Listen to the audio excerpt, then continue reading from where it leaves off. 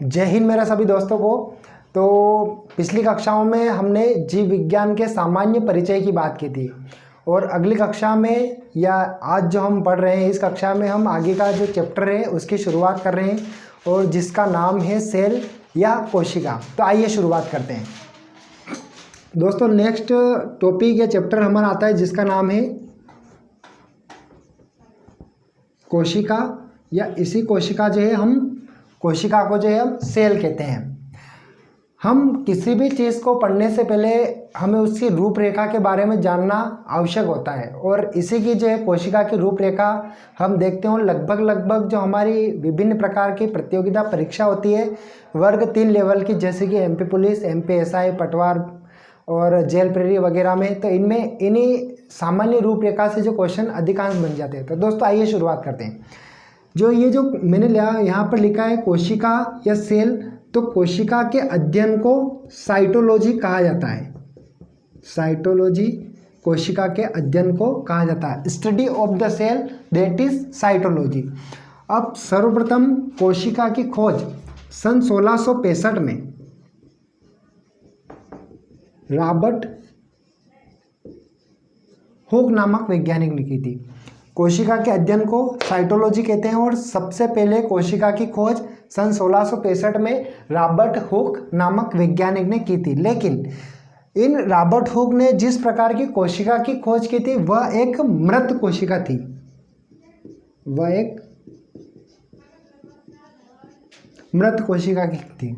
जीवित कोशिका की खोज हम बात कर रहे थे कि भाई जो मृत कोशिका की खोज रॉबर्ट हुक ने की, तो जीवित कोशिका की खोज किसने की? तो एक वैज्ञानिक थे जिनका नाम था एंटोनी वान ल्यूवेनहॉक। क्या नाम था? Antony von Leeuwenhoek. तो ये वैज्ञानिक है एंटोनी वॉन ल्यूवेनहॉक। इन्होंने सर्वप्रथम जीवित कोशिका की खोज की थी। जीवित कोशिका की खोज की थी। दोस्तों ये सामान्य जो फैक्ट हैं ये विभिन्न प्रकार की प्रतियोगिता परीक्षाओं में पूछे जाते हैं, इसलिए थोड़े महत्वपूर्ण हैं। अब जो इन्होंने जो जीवित कोशिका की खोज की थी ये सबसे पहले पादपों के अंदर की थी। किसके अंदर की थी? तो पादपों के अंदर। और जंतुओं के अंदर भी जीवित कोशिका की खोज एंटोनी वान ल्यूवेनहॉक ने ही की थी। यदि क्वेश्चन आ जाए कि भाई पादपों में जीवित कोशिका की खोज सर्वप्रथम किसने की थी, तो जीवित कोशिका की खोज पादपों में सर्वप्रथम एंटोनी वान ल्यूवेनहॉक ने की थी। और यदि क्वेश्चन आ जाए कि भाई पादपों में सर्वप्रथम मृत कोशिका की खोज किसने की थी, तो वो की थी रॉबर्ट हुक ने। और यदि क्वेश्चन आ जाए कि भाई सजीवों में, ये तो सजीव है, यदि जीवों में सर्वप्रथम जीवित कोशिका की खोज किसने की थी, तो वो भी की थी एंटोनी वान ल्यूवेनहॉक ने। जीवों में सर्वप्रथम जीवित कोशिका की खोज किसने की थी, तो वो भी की थी एंटोनी वान ल्यूवेनहॉक ने। ये 2-3 फैक्ट है जो सामान्य हमारी प्रतियोगिता परीक्षाओं में पूछे जाते हैं। अब बात करते हैं हम कोशिका के भाग की, कि भाई कोशिका के कौन से भाग होते हैं। तो मैं एक सामान्य सा स्ट्रक्चर यहाँ पर बना के दिखा देता हूँ आपको, ताकि पिक्चर क्लियर हो जाए कि भाई ये चीज़ें जो है अपने इस कोशिकाओं के अंदर इंक्लूड होती है। तो इस प्रकार से तो ये यहाँ पर एक डायग्राम बना रहा हूँ मैं। इस प्रकार से जो है एक कोशिका का जो है स्ट्रक्चर या चित्र होता है। और जो आपको मालूम होगा कि भाई कोशिकाएं 2 प्रकार की होती है और कोशिका सामान्यतः सजीवों में पाई जाती है। और हमने देखा था कि जो पादप होते हैं उनको भी हम सजीव कहते हैं और जो जंतु होते हैं उनको भी हम सजीव कहते हैं। तो जो पादपों में जो कोशिका पाई जाती है तो उसकी संरचना कुछ इस प्रकार से होती है दोस्तों, कि पादपों की यदि कोशिका है तो उसका जो बाहरी आवरण होता है, पादपों की जो कोशिका है उसका जो बाहरी आवरण होता है उसको हम कोशिका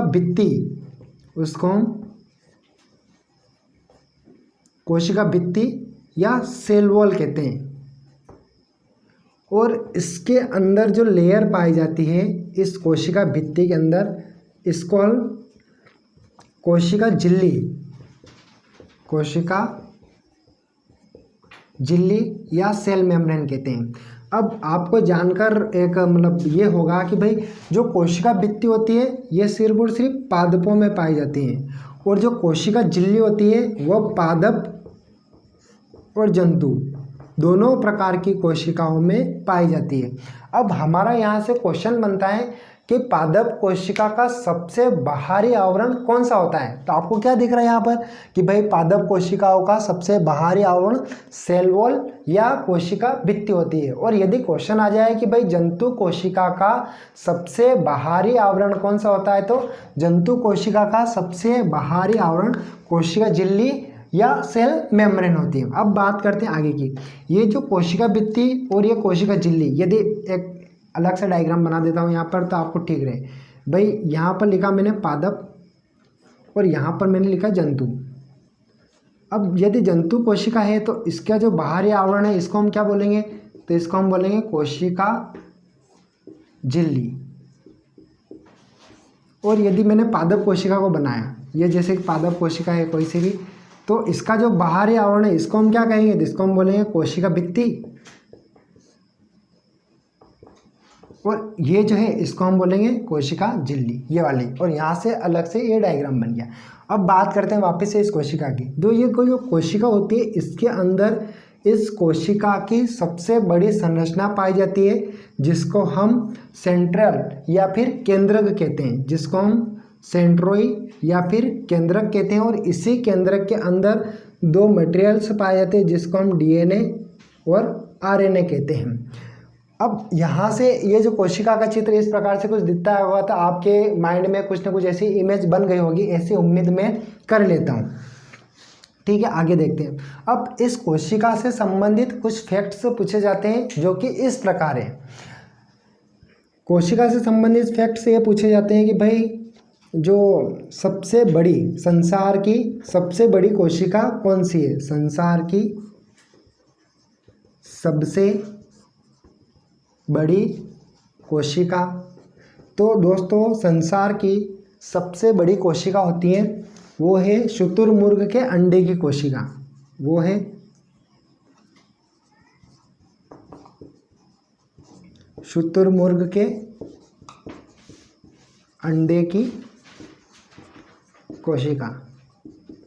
अब आप बोलेंगे कि सर ये अंडे की कोशिका मतलब क्या, तो आपको ये इमेज करना है कि भाई जो अंडा होता है वो ही अपने आप में एक कोशिका है। और मानव शरीर में लगभग 5,000 अरब कोशिकाएं पाई जाती है। मानव शरीर में लगभग 5,000 अरब कोशिकाएं पाई जाती है। अब हमने बात की कि भाई संसार की सबसे बड़ी कोशिका कौन सी है, तो शुतुरमुर्ग के अंडे की कोशिका। तो सबसे छोटी कोशिका भी होगी, तो बिल्कुल होगी। अब बात करते हैं संसार की सबसे छोटी कोशिका कौन सी है। संसार की सबसे छोटी कोशिका, तो संसार की सबसे छोटी कोशिका है दोस्तों माइक्रोप्लाज्मा गैलिब्सेप्टम की कोशिका। जी हाँ, कौन सी है, तो माइक्रोप्लाज्मा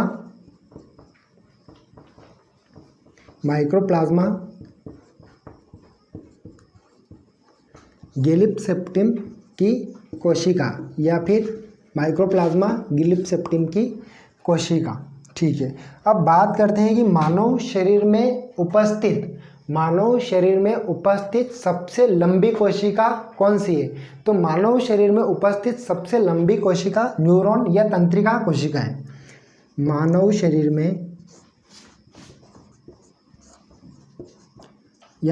शरीर की सबसे लंबी कोशिका, तो मानव शरीर की सबसे लंबी कोशिका कौन सी है, तंत्रिका कोशिका या न्यूरॉन, तंत्रिका कोशिका या न्यूरॉन। अब जब मानव शरीर के अंदर सबसे लंबी कोशिका पाई जाती है तो सबसे छोटी भी पाई जाती होगी, है ना। तो कौन सी है, तो बात कर लेते हैं। मानव शरीर की सबसे छोटी कोशिका। आपने ब्लड पढ़ा होगा और पढ़ा नहीं होगा तो देखा तो ज़रूर होगा ही होगा कि भाई जो ब्लड होता है उसमें 3 प्रकार की कोशिकाएं पाई जाती है। और वे कोशिका होती हैं आरबीसी, डब्ल्यूबीसी और प्लेटलेट्स। तो इन्हीं तीनों में से जो है हमारा जो रक्त का कलर होता है आरबीसी का, तो इसी आरबीसी जो है मानव शरीर की सबसे छोटी कोशिका होती है। Human smallest cell is a RBC. अब ये कुछ फैक्ट थे जो कि हमारे प्रतियोगिता परीक्षाओं में पूछे जाते हैं। अब बात करते हैं आगे की। अब आपने एक फैक्ट्स या फिर ऐसा पढ़ा होगा कि भाई कोशिका को सजीवों के शरीर की संरचनात्मक एवं क्रियात्मक इकाई कहते हैं। क्या पढ़ा होगा आपने कि कोशिका जो है उसको सजीवों के शरीर की संरचनात्मक एवं क्रियात्मक इकाई कहते हैं। तो मेरा क्वेश्चन आपसे ये है कि भाई क्यों कहते हैं। अब इसके पीछे भी कुछ ना कुछ लॉजिक है। क्या है, तो ये है लॉजिक, बताता हूँ मैं आपको। ये थोड़ा रफ कर देता हूँ तो इससे आपको जो है दिखने में थोड़ी आसानी रहेगी। ठीक है, हमने पढ़ा है कि भाई कोशिका को सजीवों के शरीर की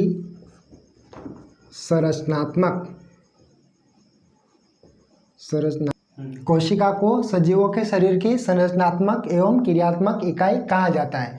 अब मेरा क्वेश्चन आपसे ये है दोस्तों कि क्यों कहा जाता है।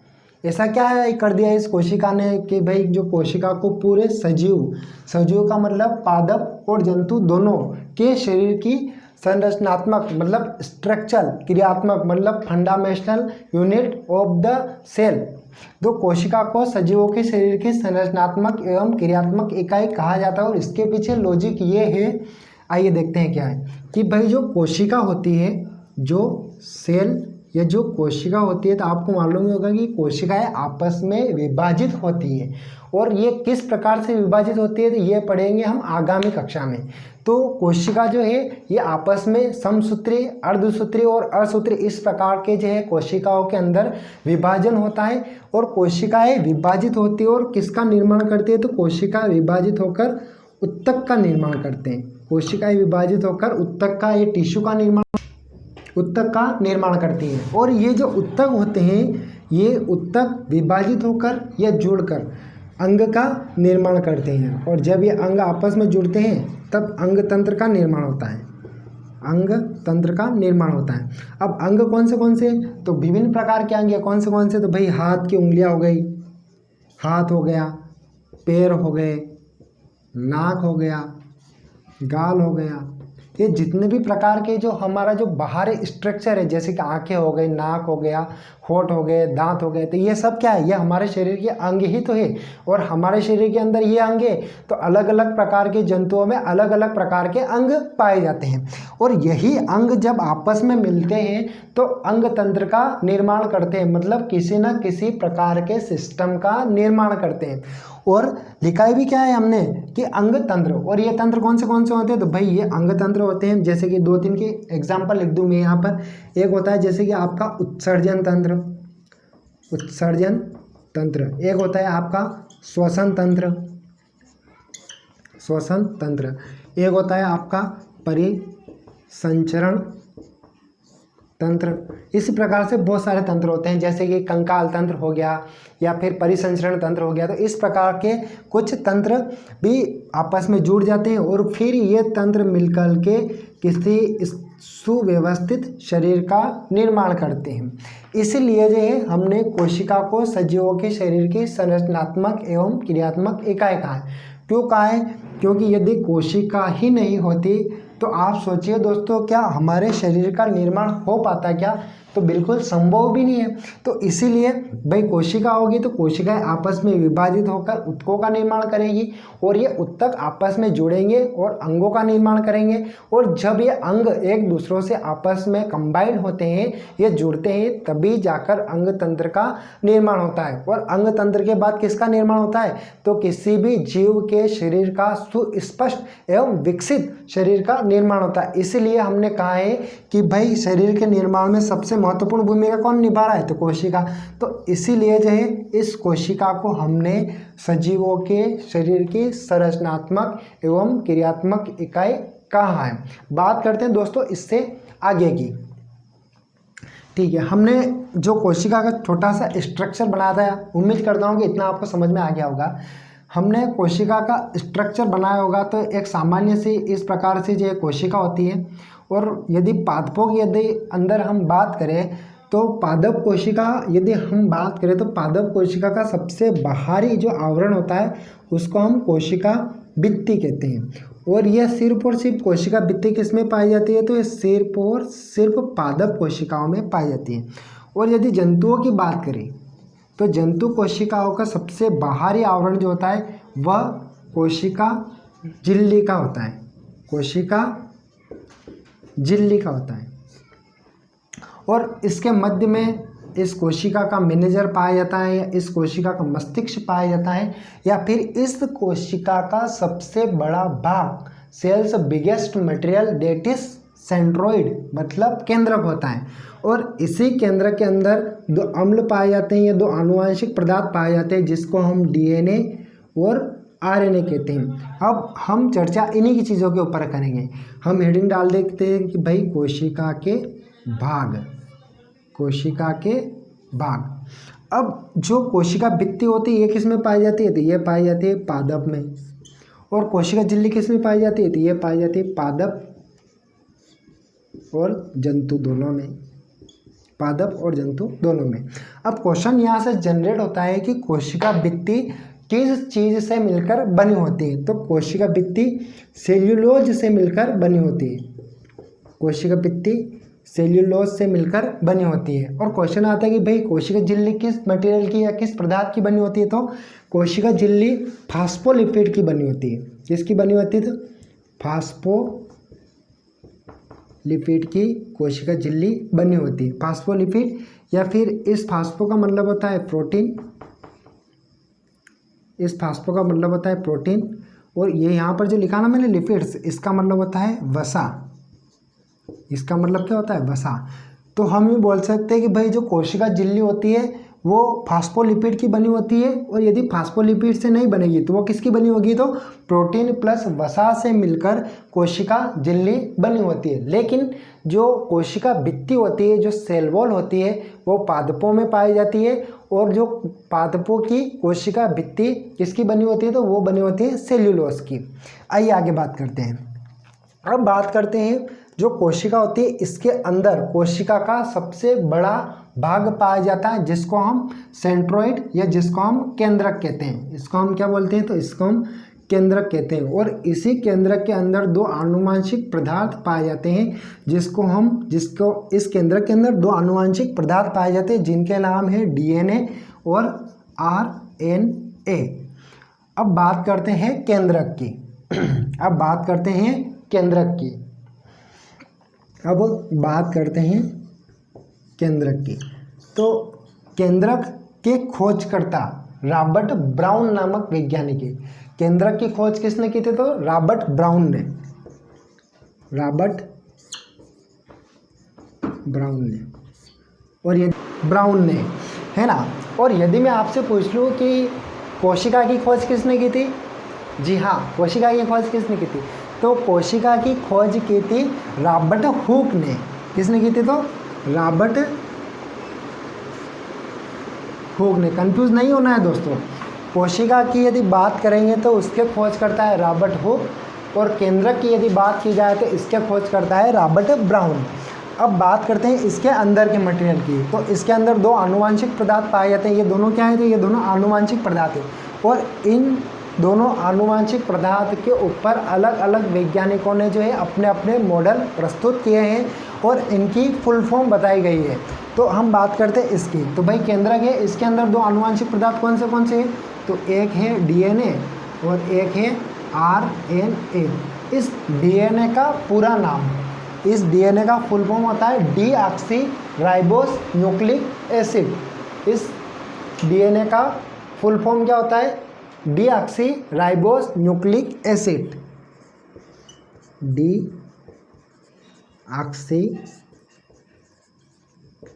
राइबोस न्यूक्लिक एसिड या अम्ल। और आरएनए का जो पूरा नाम है, इसका पूरा नाम होता है राइबोस न्यूक्लिक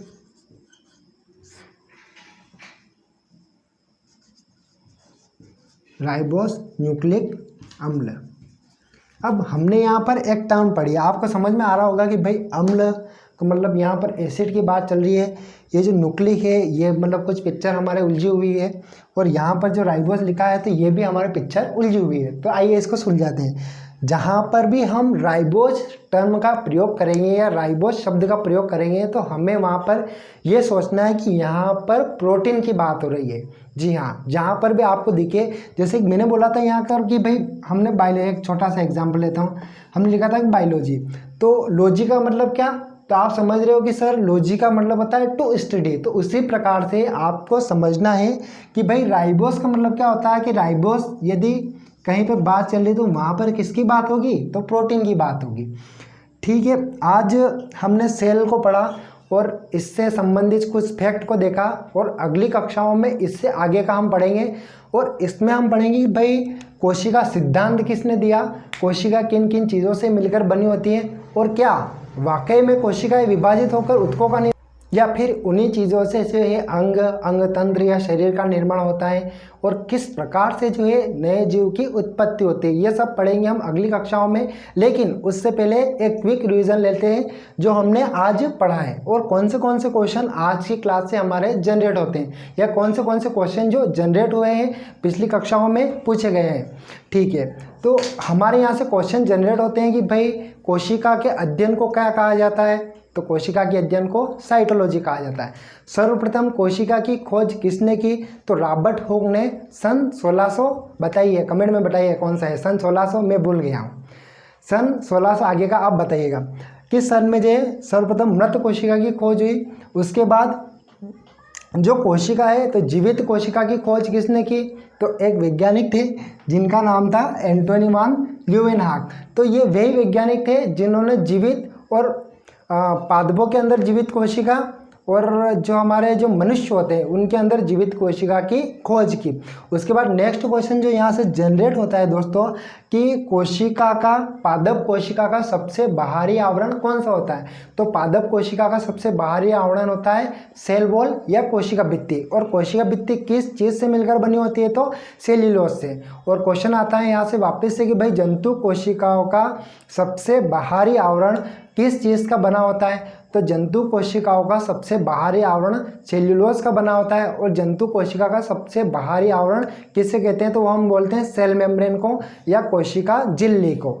और सजीवों के शरीर की संरचनात्मक एवं क्रियात्मक इकाई किसे कहा जाता है, तो किसे कहते हैं, कोशिका को। और क्यों कहा जाता है, तो वही तो हमने पढ़ा कि भाई कोशिकाएं आपस में विभाजित होती हैं और ऊतकों का निर्माण करती हैं, ऊतक अंग का निर्माण करते हैं, और फिर अंग तंत्र का निर्माण होता है। और अंग तंत्र कौन से, तो उत्सर्जन तंत्र हो गया, कंकाल तंत्र हो गया, परिसंचरण तंत्र हो गया। इस प्रकार से जो है ये अंग तंत्रों का निर्माण करती है, और यही अंग तंत्र मिलकर के किसी भी जीव के शरीर का निर्माण करते हैं। इतना सब आज हमने आज की क्लास में पढ़ा है। चलो बहुत बहुत धन्यवाद दोस्तों, और ये वीडियो कैसा लगा आप इसको कमेंट में ज़रूर बताइए, और यदि आपको अच्छा लगा हो तभी इसको लाइक करिए और शेयर करिए। बहुत बहुत धन्यवाद।